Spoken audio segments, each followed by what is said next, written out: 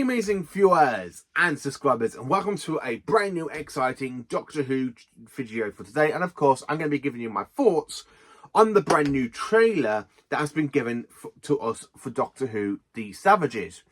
Now, I did the video basically before I went to work this morning, so when they literally dropped the trailer, I was unfortunately stuck at work. And I couldn't get out my thoughts on the trailer, I couldn't do my reaction to the trailer.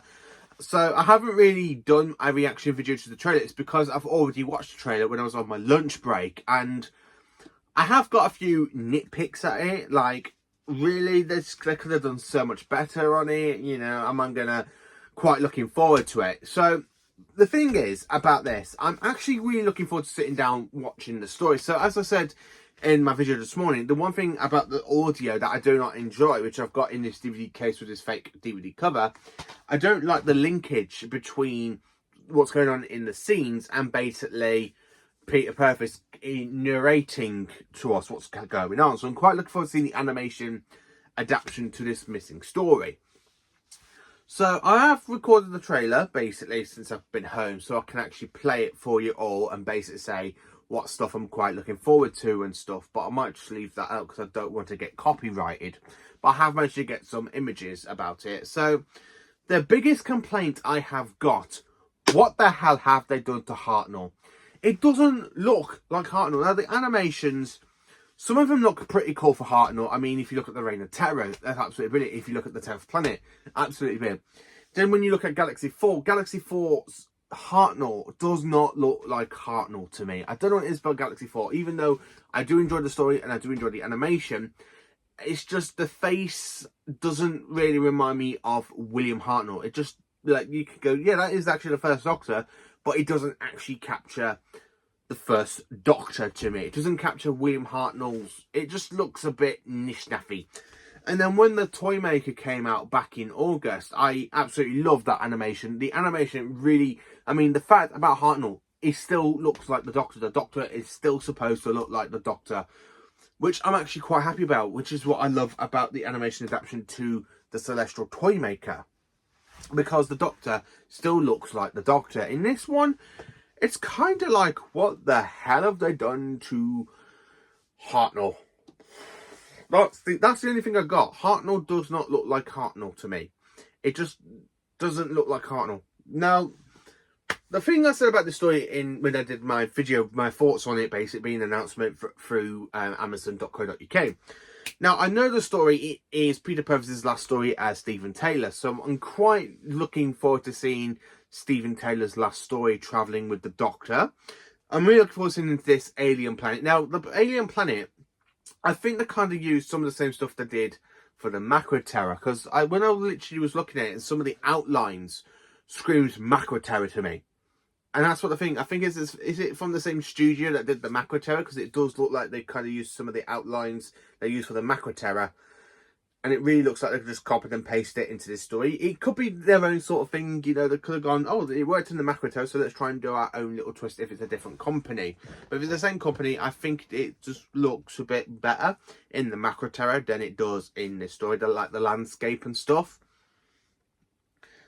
So the one thing I'm quite looking forward to about this story is, like, it is Stephen Taylor's last story, aka Peter Purvis's. I actually do like the audio. The audio is flat out brilliant. I do quite enjoy the audio. Absolutely perfect and brilliant and absolutely brilliant. The only thing about the audio that really knickknacks at me is, again, the linkage or the narration between what's going on in the scenes and Peter Purvis's voice.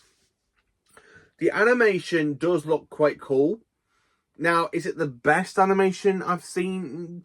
Well, probably not. I mean, the animation that is still my personal favourite has got to go to the Power of the Daleks. I still love the Power of the Daleks, followed by the Macro Terror, followed by the Evil of the Daleks. Those are the top 3 best animation adaptations of a missing story so far. I really love those animation adaptations. I love all of the animation adaptations. The only one I don't really think of is one of the best is Fear from the Deep, because again the sets look so big and you lose that claustrophobic sort of feel that basically if you look at the photos that was basically took during screenshots and stuff for Fear from the Deep, the sets look so claustrophobic. It looks very, very claustrophobic. It looks like it's going to be scary. It's going to be really, really packed with stuff. And then, of course, when you get to the animation, they make the sets too big.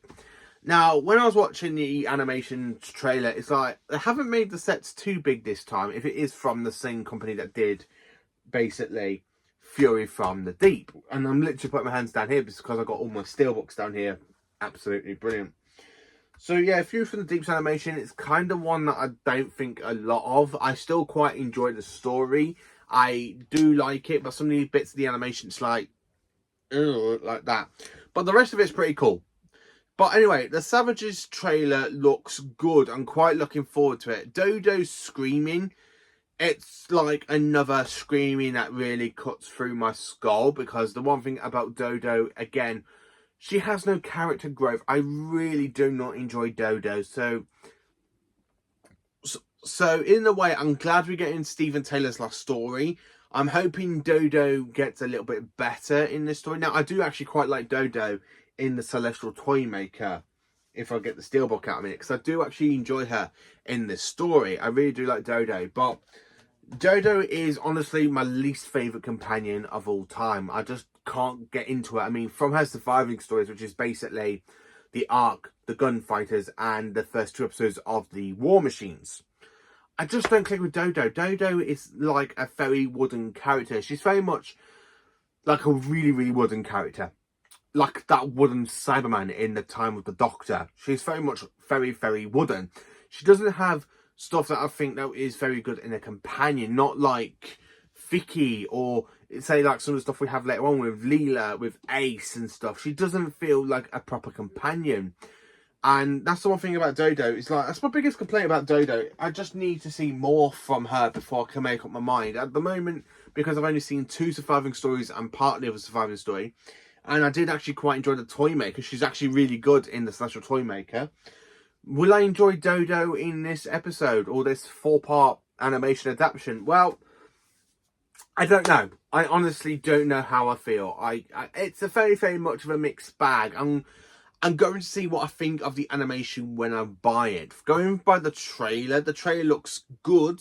It does look good, but it doesn't look like one of the best animations I have seen. I mean, if you want something that's one of the best animations, again, Macra Terror, the evil of the Daleks, the power of the Daleks, the faceless ones. I actually did quite enjoy the Underwater Menace as well. Now, I don't know what it is about the Underwater Menace. I did enjoy the animation. I don't care for taste that reconstruction, which is why I never really went back and rewatched the DVD. But I did enjoy last year's release of the Underwater Menace. So I'm actually quite open-minded about watching this animation. At the moment, I'm literally like, oh, I don't know how I actually feel on it. I mean, the face of Hartnell does not look like Hartnell to me. I don't know what it is. It does not look like Hartnell to me. It looks like it's going to be a very meh sort of animation adaptation, but I might enjoy the story without the linkage between Peter Purvis that we have in the audio, which I've got here on the CD.